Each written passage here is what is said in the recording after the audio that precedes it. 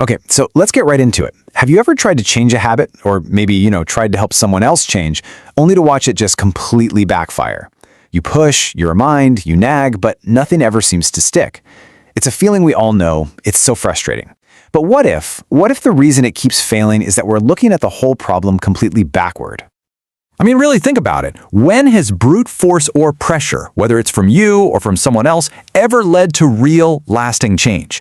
Using sheer willpower feels like you're trying to push a giant boulder up a hill. It's totally exhausting, and the second you let go, it all just rolls right back down. There has to be a reason why this approach is pretty much doomed from the start. And this is the first big piece of the puzzle. People only truly change when they understand, like deep down in their bones, why they need to. It's not about someone telling them to change. It's about this little internal switch that flips when they finally get it. Forcing a child to study is a constant battle, but when that same child understands why learning matters to them, they start doing it on their own. The action follows the understanding, never the other way around. Okay, so if understanding is the key, what unlocks it? Because it's obviously not just about reading a book or hearing someone give a lecture. I mean, we are all swimming in information telling us what we should be doing, but most of it doesn't lead to any real change, does it? This tells us that true, transformative understanding must come from somewhere else, something more powerful. This is where it gets really, really cool. That deep understanding is born from a moment of sudden insight, that classic aha moment. In Vietnamese philosophy, they call this ngo. It's that jolt of clarity, that feeling where you just go, oh, so that's how it works. It isn't a slow buildup of facts, it's a sudden spark where everything just clicks. That's the moment understanding is really born. So now we're getting right to the root of it all. If these aha moments are what create understanding, and understanding is what creates change, what creates the aha moment in the first place? They don't just pop up out of thin air. There's a seed, a starting point that kicks off this entire beautiful chain reaction. And here it is, the absolute foundation of everything. Inquiry. Now, this isn't just a casual question you ask and forget. No, this is a deep, nagging curiosity that you carry around with you, a puzzle that your mind is just constantly chewing on in the background. This active, unresolved question is the engine that drives you toward that moment of realization. So, here's the whole framework, laid out nice and simple. It all starts with inquiry, that question you're holding on to. That question then creates the perfect conditions for a realization, your aha moment. That sudden insight gives you a profound, deep understanding of the why. And it's that deep understanding that finally, almost effortlessly, leads to transformation, the real, lasting change you are after all along. But this is where things get super practical and, honestly, a little mind-blowing. Just having a question isn't enough. It turns out that the kind of question you ask, the direction it's pointed in, changes everything that comes after. This is the part that can literally change your life. It all boils down to this. Your questions are either positive or negative.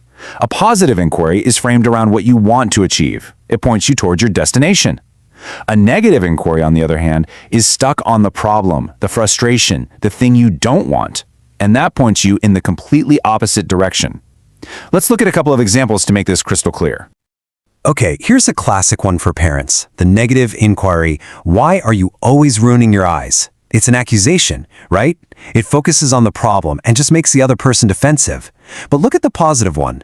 How can we make sure you protect your precious eyesight? That's a team effort. It's focused on the goal you both want. The first question leads to a fight. The second one leads to a solution. And here's another great one, this time in a relationship. The goal is to spend more time together.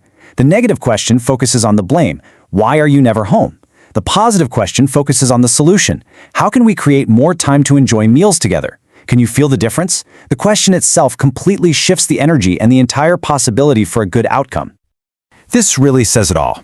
Think of your goal as a destination on a map. A positive question is like walking toward it. Even if you're slow, every step gets you closer. A negative question? Well, that's like having a supercar but flooring it in the wrong direction. You're using up a ton of energy, but you're just getting further and further away from where you actually want to be. So how do we actually find these big insights? Well, the source material talks about 3 main paths. You can get there through self-reflection. That's the noble path, but it's pretty rare. You can learn through direct personal experience, but man, that can be a painful and really slow way to learn. That's the difficult path.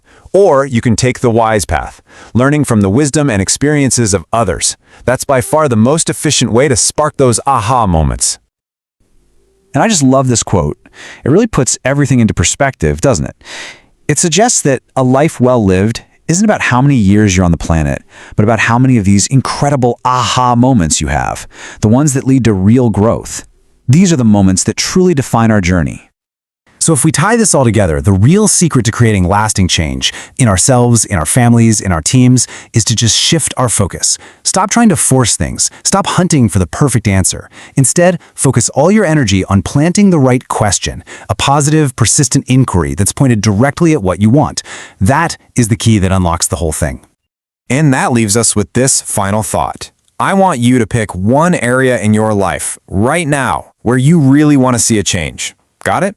Okay, now what's the negative question you've been asking about it? And more importantly, what is the powerful, positive inquiry you can replace it with, starting today? Because honestly, the quality of your life just might depend on it.